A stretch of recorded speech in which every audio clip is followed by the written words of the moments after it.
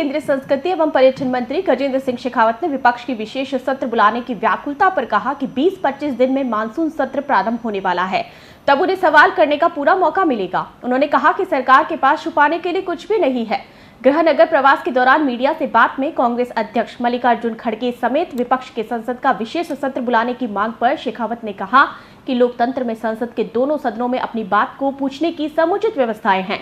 Operation सिंदूर पर शेखावत ने कहा कि विश्व ने भारत के शौर्य और पराक्रम को चमत्कृत दृष्टि से देखा है। ऑपरेशन सिंदूर के समय भारत की सेनाओं के शौर्य और पराक्रम को पूरे विश्व भर ने चमत्कृत दृष्टि से देखा है।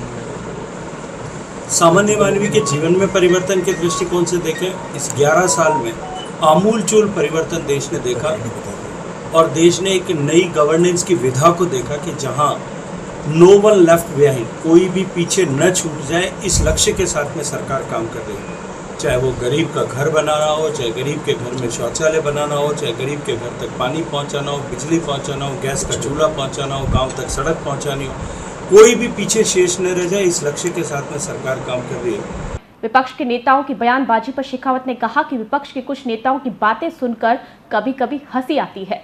विपक्ष के पास में कहने के लिए ठोस कुछ नहीं होता, तब वो केवल इस तरह के विषयों को खड़ा करके और ध्यान अपनी तरफ आकर्षित करने की प्रयास करते हैं।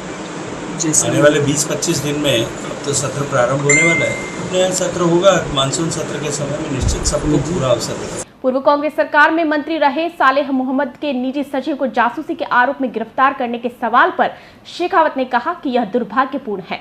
उनसे जुड़े सारे सूत्रों और तथ्यों की गहराई के साथ जांच होनी चाहिए।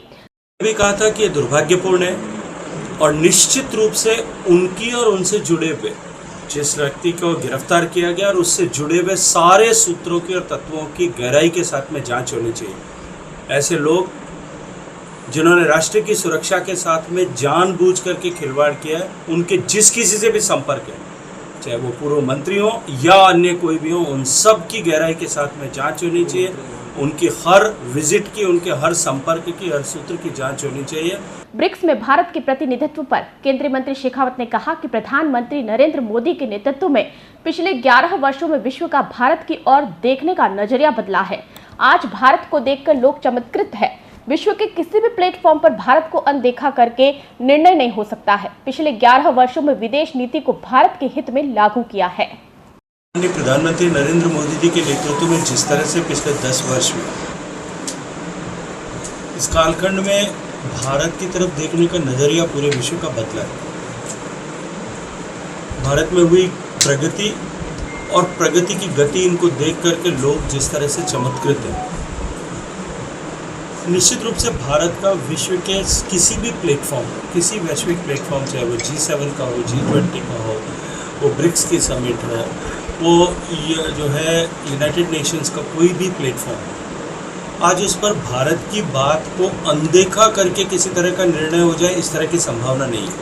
माननीय प्रधानमंत्री नरेंद्र मोदी जी के नेतृत्व में जिस तरह से विदेश नीति को पिछले 11 साल तक लगातार भारत के हित के परिप्रेक्ष्य में सरकार ने लागू किया, जिस तरह से माननीय प्रधानमंत्री जी ने अपने व्यक्तिगत कौशल से, व्यक्तिगत संबंधों से नए कूटनीतिक संबंध स्थापित किए, आज उसका परिणाम यह है कि भारत हर प्लेटफॉर्म पर सेंट्रल स्टेज में है। और निश्चित रूप से भारत द्वारा प्रारंभ किए गए विषय संस्कृति के क्षेत्र में यदि मैं बात करूं, जिस विषय में जाकर के मुझे अभी संस्कृति मंत्रियों के सम्मेलन में बात करने का अवसर मिला था, जो विषय हमने प्रारंभ किए थे अपनी G20 अध्यक्षता के समय या उससे पहले भी, और जिन विषयों का सूत्रपात माननीय प्रधानमंत्री जी ने विभिन्न अवसरों पर वैश्विक मंच पर किया था, उन सारे विषयों को आगे ले जाने का काम इस ब्रिक्स समिट में भी हुआ है।